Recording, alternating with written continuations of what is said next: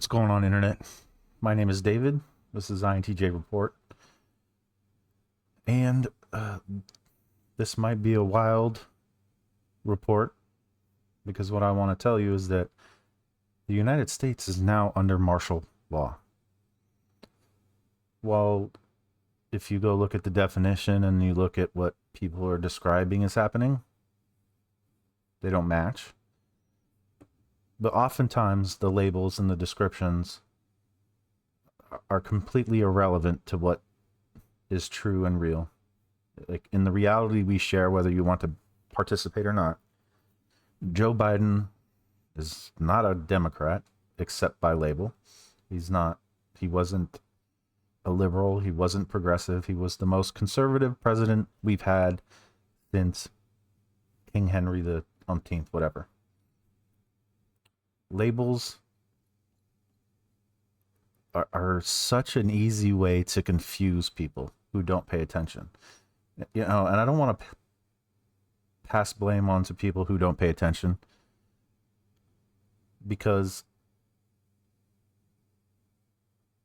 this is like basically all day, every day that I'm awake, which is almost all the time at this point. Can't seem to fall asleep. I pay attention to economics and politics.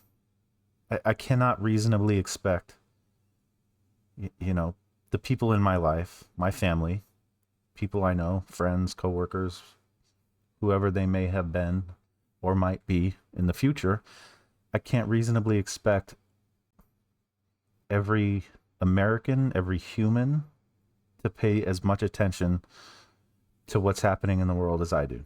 It's not even my job. And do I do this for fun? David, is this really fun to know all this stuff and talk about it? Is this fun? No, it's just the way my mind works and where I'm at in my calendar and development and progression and how it lines up with the world.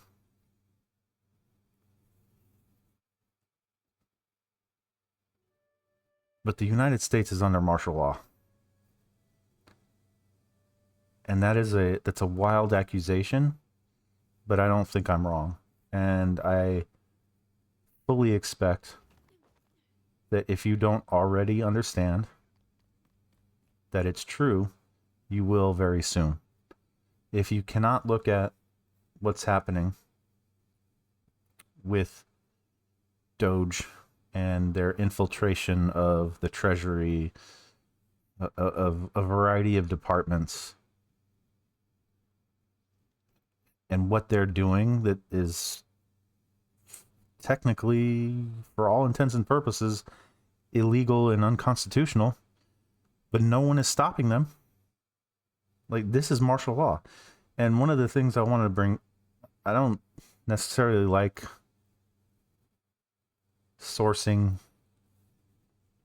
providing sources for my ideas, because I want to say something that is true, that's observationally true. If you listen and go do the research, I want you to do the research. So I don't really want to source things, but are you aware of this cop city being built in Atlanta, Georgia, and the techniques and methods that they are doing, to the responsible citizens of this country who have protested it as we're supposed to? They tell us, do peaceful protests. We do peaceful protests. What do they do there?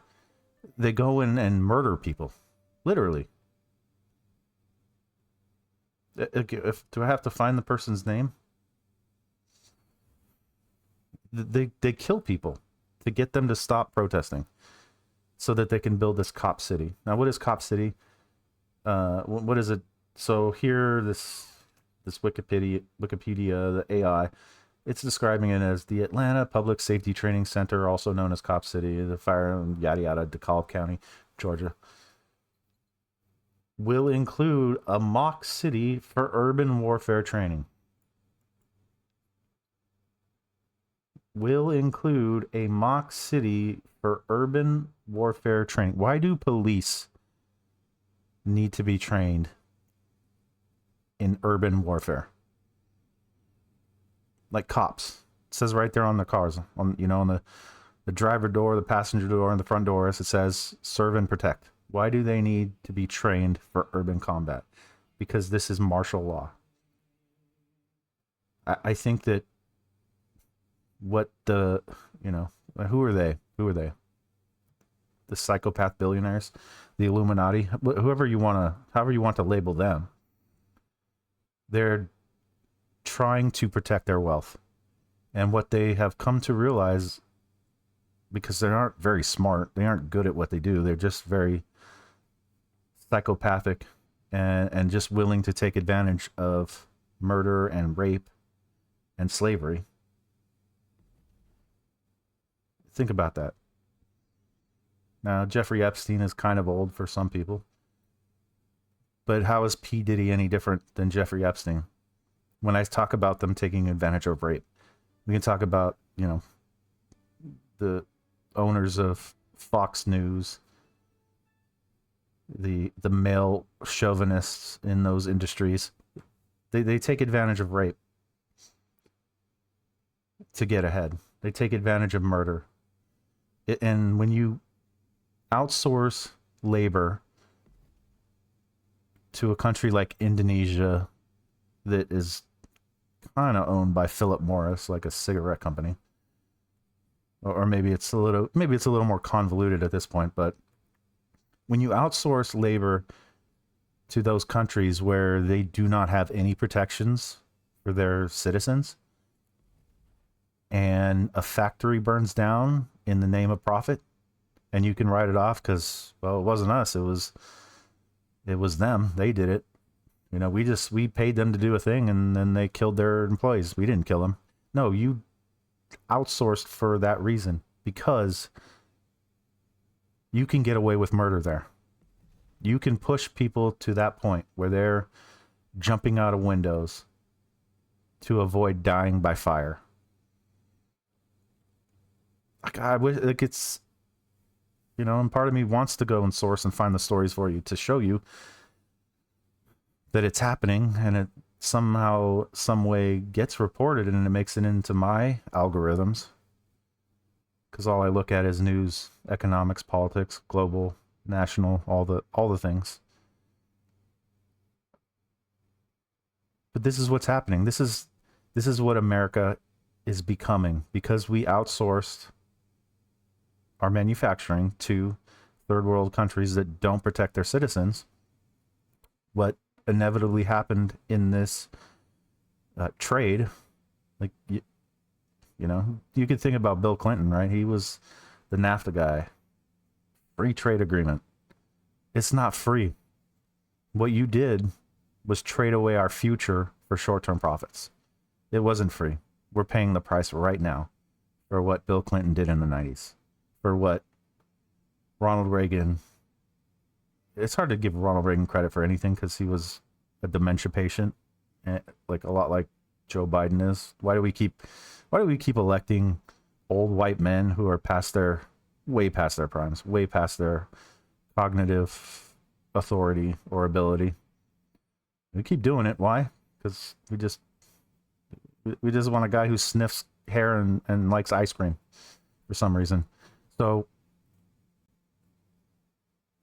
we outsourced our manufacturing for short-term profits, and now we're paying for it. We're paying for it and Republicans aren't entirely incorrect. The national debt, $37 trillion. That's one of the things. The only thing keeping us going is debt at this point. Keeping the entire system, the only thing that's keeping us going is debt, borrowing, and quite frankly, fraud. And now they are panicking. Right? They thought they had more time. That's why they were building this cop city, to create. And I think about this all the time, and this term eludes me. I keep thinking malicious state, militant state, military. What is it? No, martial law. When the government just says, this is how it's going to be. And that's what they're doing. This is martial law. And I went to put on a clean shirt and I thought, I'm going to talk about martial law. Let me go, because I still have in my closet my old BDUs from, I got out in 2002. I still have them. Still got the patches, right? U.S. Air Force. I don't know if that will be readable. I could, if I do it like this. See? Yeah, there you go. Right here. This was my job. That's my job patch. 1 Charlie Oscar. Operations Resource Management. U.S. Air Force. And then this patch here. I was a part of the Air Combat Command. Because I worked with the B-2s. Air Combat Command. What's on this side? Oh, I removed... So there was a patch... So this space here, this is where it said Lucadello. My name was there. I removed that part. Because technically, what you're trained to do, once you get out, you can. I'm like impersonating a military person in some sense by wearing this. I am not in the military. I got out 23 years ago, or 22 and a half. And I guess I took off my rank patches too. So I tried to like skirt the lines of impersonating a military personnel. But the thing is, if you watch videos of what's happening outside of government buildings,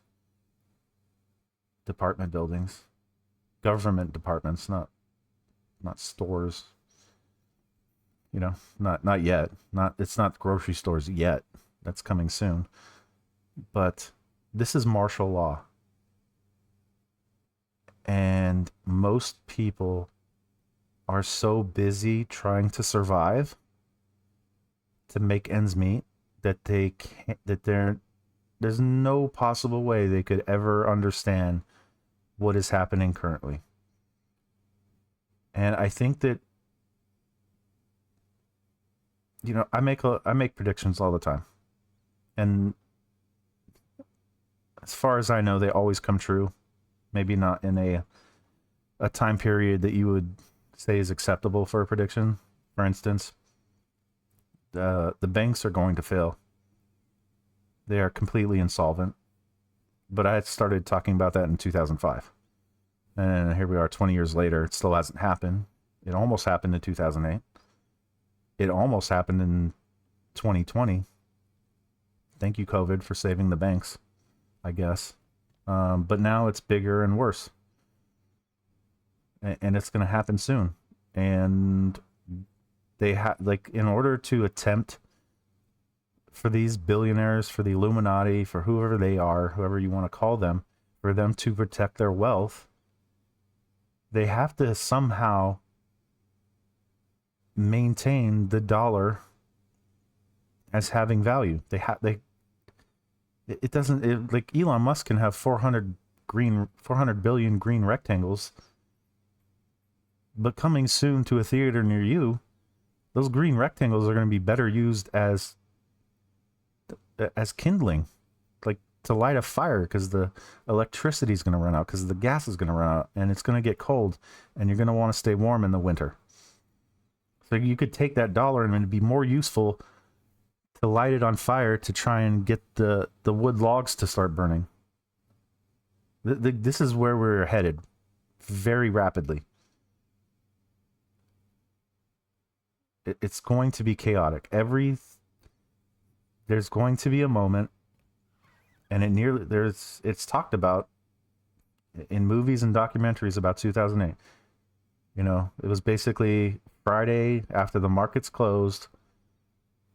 Some of the Wall Street executives went to the names, Geithner, Bernanke, Volcker. They went to the government officials and said, if we open Monday, it's going to fall apart. Maybe in more words, or not so many words, or different words.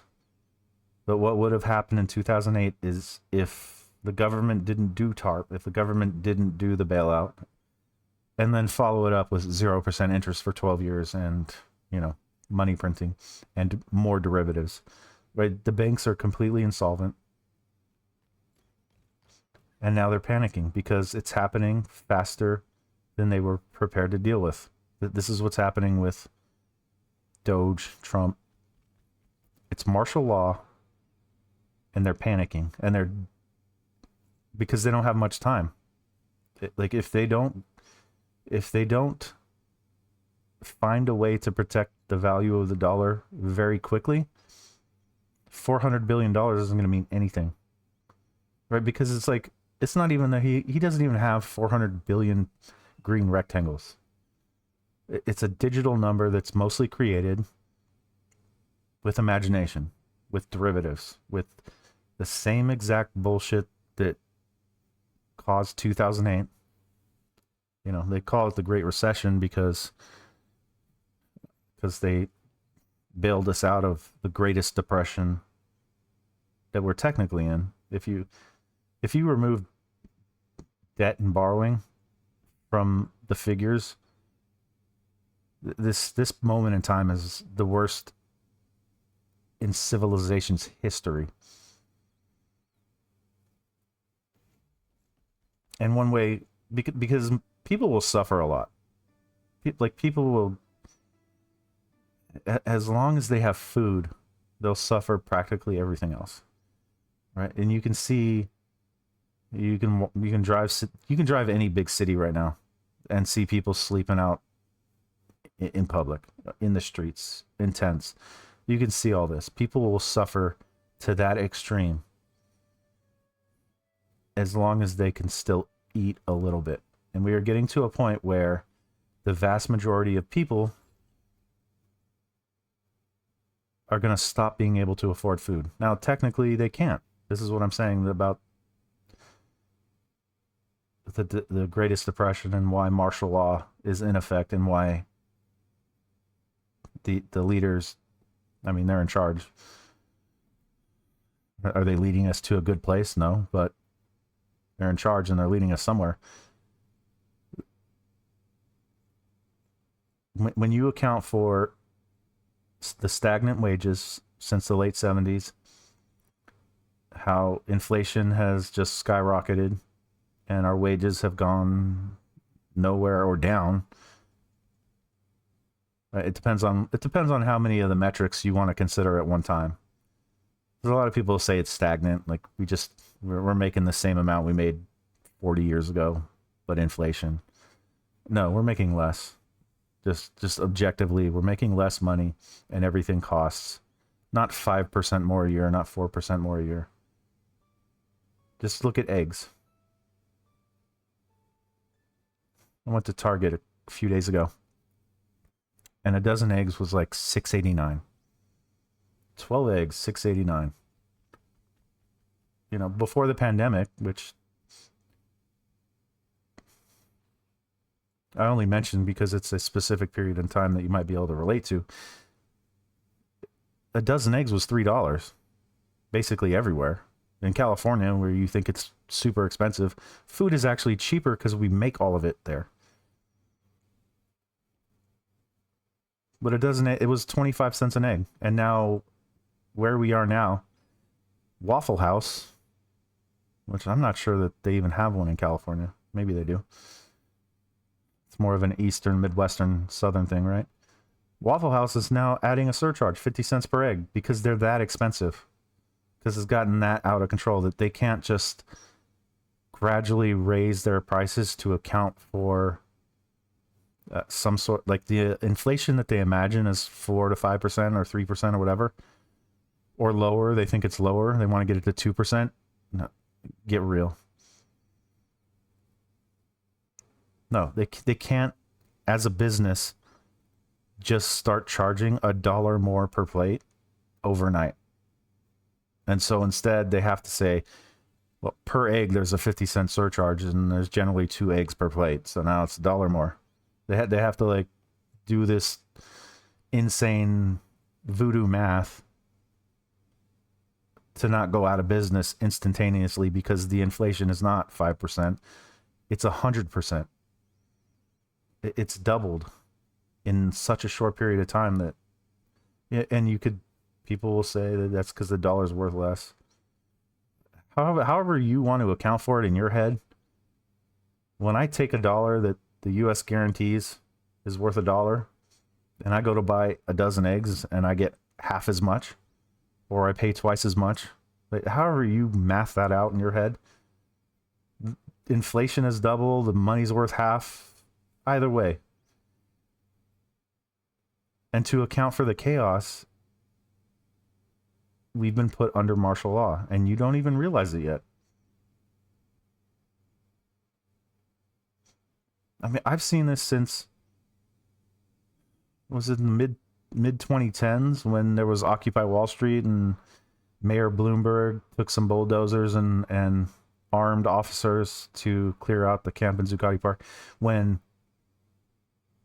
we protested that Black Lives Matter, and a bunch of white nationalists said, well, blue lives matter too, and all lives matter. It's not the point. The point is, we've been treating black people poorly since the inception of this country. And has it gotten marginally better? Yes. But is that a satisfactory answer? No. But we keep doing what they say we should do. Protest peacefully. And people on the left keep saying, and I hear this, violence doesn't solve anything. Peaceful protests are more effective. In whose lifetime? MLK had a dream, didn't he? Have we achieved his dream after we killed him?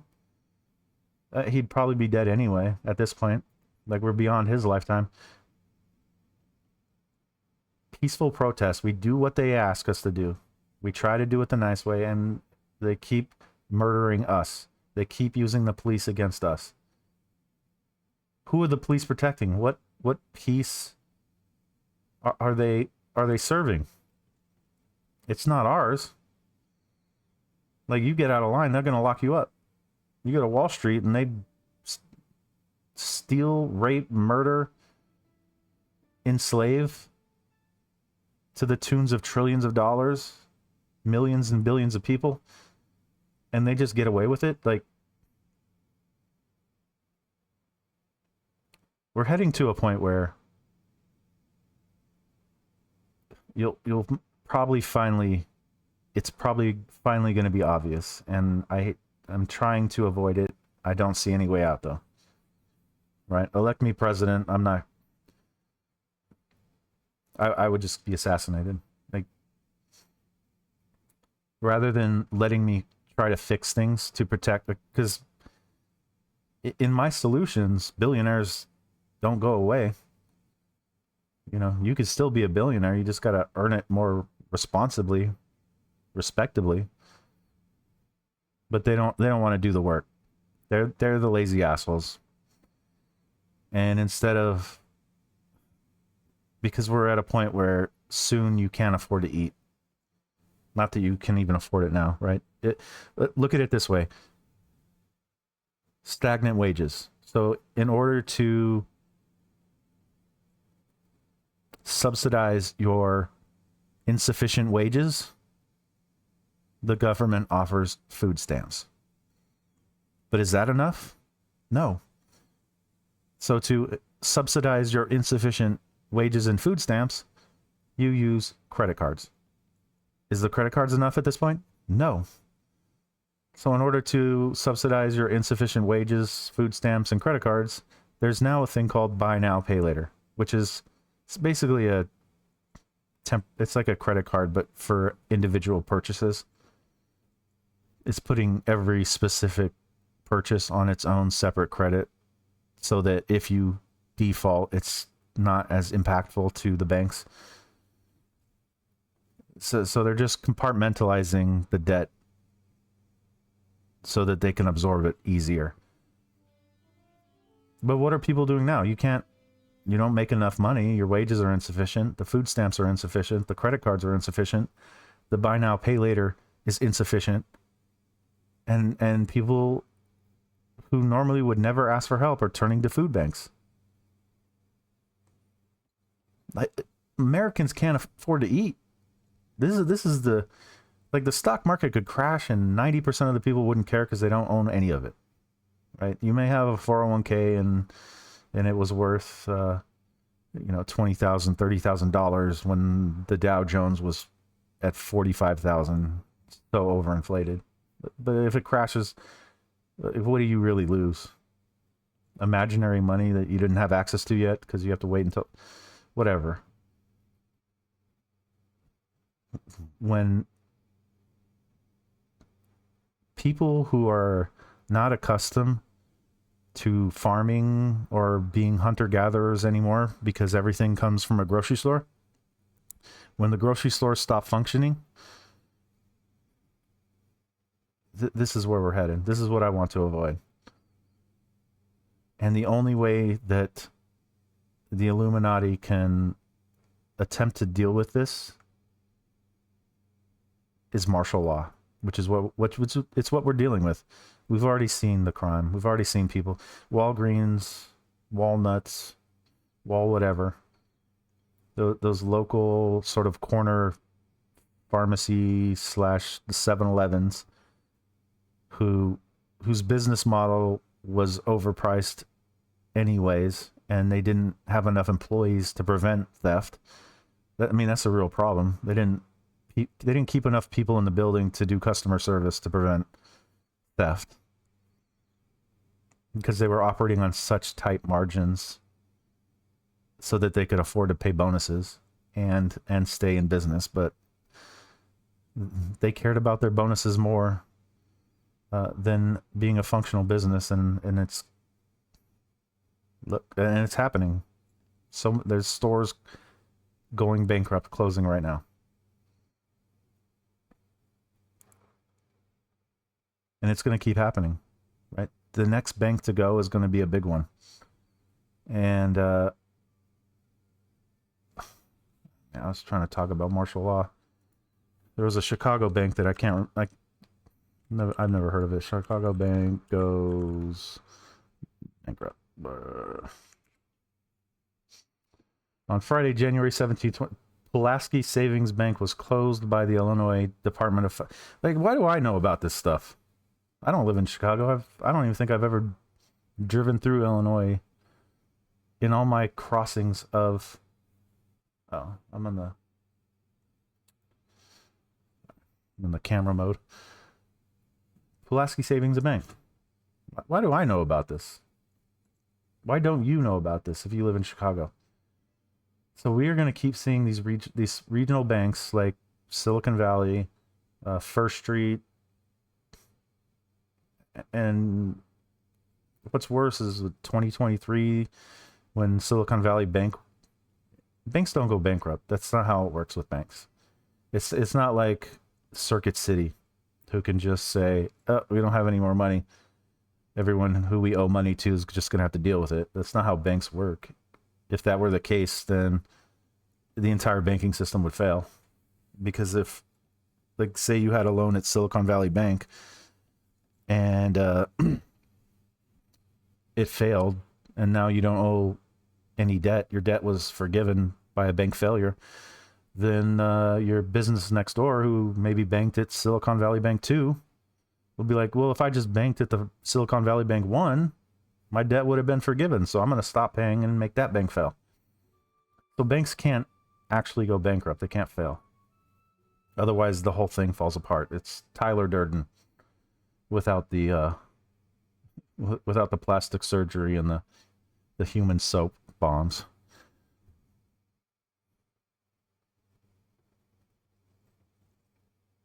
But this is happening, and they know it. They see it. Martial law is being implemented faster than they can actually do it. And the only thing that's letting it happen is people are just tired and complacent. But here we are in an idiocracy trying to save itself from itself. And the people in charge are morons. So good luck.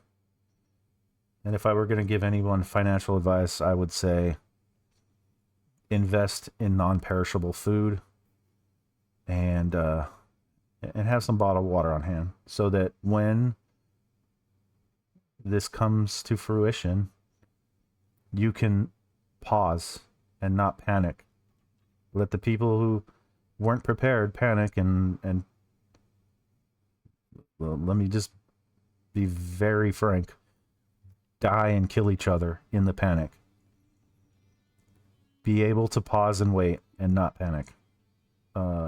Investing in anything other than food is not going to help you, right? You can't eat gold.